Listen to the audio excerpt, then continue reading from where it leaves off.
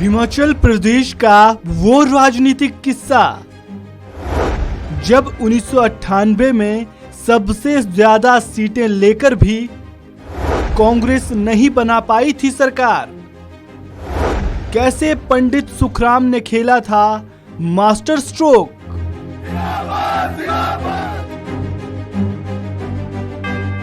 हिमाचल प्रदेश में विधानसभा चुनाव को लेकर सरगर्मियां तेज है। अगले महीने यानी 12 नवंबर को हिमाचल में मतदान होना है। इसे लेकर सभी पार्टियां जोर शोर से जनता को लुभाने का प्रयास कर रही है। कांग्रेस और बीजेपी ने अपने उम्मीदवारों की पहली सूची भी जारी कर दी है। बात अगर हिमाचल प्रदेश के राजनीतिक इतिहास की करें तो यहाँ बीजेपी और कांग्रेस का ही आमना सामना होता आया है, जिसमें कांग्रेस ज्यादा वक्त तक हिमाचल की सत्ता में काबिज रही है। लेकिन एक वक्त ऐसा भी था जब प्रदेश में सबसे ज्यादा सीटें जीतने के बावजूद भी कांग्रेस को सत्ता हासिल नहीं हुई थी, और इसकी वजह कोई और नहीं बल्कि पंडित सुखराम शर्मा थे। आज इस रिपोर्ट में हम उसी किस्से के बारे में जानेंगे कि कैसे कांग्रेस सबसे ज्यादा सीटें जीतने के बाद भी सरकार नहीं बना पाई थी।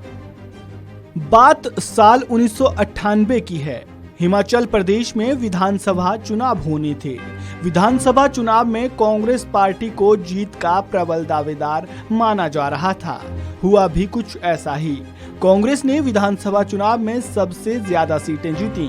बावजूद इसके कांग्रेस सत्ता का सुख नहीं भोग पाई थी। इसमें हिमाचल के दिग्गज नेता पंडित सुखराम ने अहम भूमिका निभाई थी। पंडित सुखराम ही वो नेता थे जो कांग्रेस और उनके सपनों के सामने चट्टान की तरह खड़े थे। महज 10.51% वोटों के साथ हिमाचल विकास कांग्रेस पार्टी यानी हिविंका ने कांग्रेस का सारा खेल बिगाड़ दिया था और किंग मेकर बन गई थी। प्रदेश में ये ऐसा पहला मौका था जब तीसरा फ्रंट सामने आया था।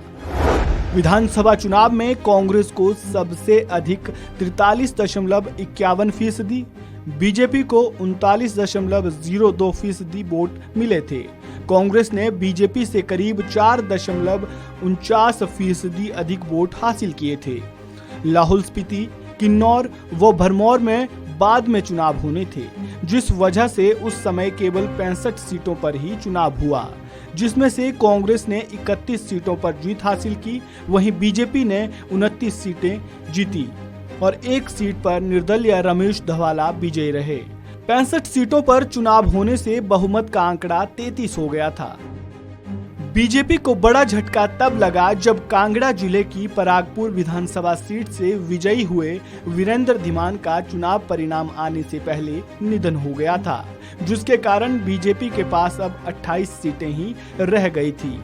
बहुमत के आंकड़े को छूने के लिए कांग्रेस को 2 सीटों की जरूरत थी। वीरभद्र सिंह ने रमेश धवाला को मंत्री पद देकर सरकार बना ली। बावजूद इसके वो बहुमत का आंकड़ा छू नहीं पाए। हिविंका की टिकट से जीतने वाले प्रकाश चौधरी व बंसाराम मूल रूप से कांग्रेसी ही थे। ऐसे में वीरभद्र को उम्मीद थी कि वे उन्हें अपने साथ मिला लेंगे और कांग्रेस में वापसी करवा लेंगे, लेकिन पंडित सुखराम ने ऐसा होने नहीं दिया। उन्होंने मास्टर स्ट्रोक खेलते हुए दोनों नेताओं को बीजेपी में शामिल करवा दिया, जिसकी मदद से बीजेपी के विधायकों का आंकड़ा 30 के पास पहुंच गया। उसके बाद हिविंका के 2 विधायक और निर्दलीय रमेश धवाला के समर्थन के पूते बीजेपी ने बहुमत का आंकड़ा छू लिया और 2 हफ्ते में ही कांग्रेस की सरकार गिर गई। प्रेम कुमार धूमल के नेतृत्व में बीजेपी और हिविंका के गठबंधन से प्रदेश में सरकार बन गई। सुखराम कांग्रेस से गठबंधन तो करना चाहते थे, लेकिन उनकी मांग थी कि वीरभद्र को मुख्यमंत्री ना बनाया जाए। कांग्रेस हाईकमान ने पंडित सुखराम की इस मांग को नहीं माना, जिसके चलते उन्हें सत्ता गंवानी पड़ी थी। 65 सीटों पर तो चुनाव हो चुके थे। वहीं तीनों दुर्गम क्षेत्र किन्नौर, भरमौर और लाहौल स्पीति के साथ परागपुर में उपचुनाव होना था। ऐसे में बीजेपी और कांग्रेस के लिए ये उपचुनाव बेहद अहम थे। इस चुनाव में हार जीत से राजनीतिक समीकरण पूरी तरह से बदल सकते थे, लेकिन यहाँ भी पंडित सुखराम ने मास्टर स्ट्रोक खेलते हुए कांग्रेस के विधायक गुलाब सिंह ठाकुर को विधानसभा अध्यक्ष बना दिया और कांग्रेस को एक और झटका दे दिया, जिसके बाद बीजेपी और हिविंका गठबंधन ने उपचुनाव में भी शानदार प्रदर्शन करते हुए चारों सीटें जीती थी। हिमाचल के तत्कालीन मुख्यमंत्री प्रोफेसर प्रेम कुमार धूमल ने हिविंका के गठबंधन के साथ सरकार चलाई और अपना कार्यकाल भी पूरा किया।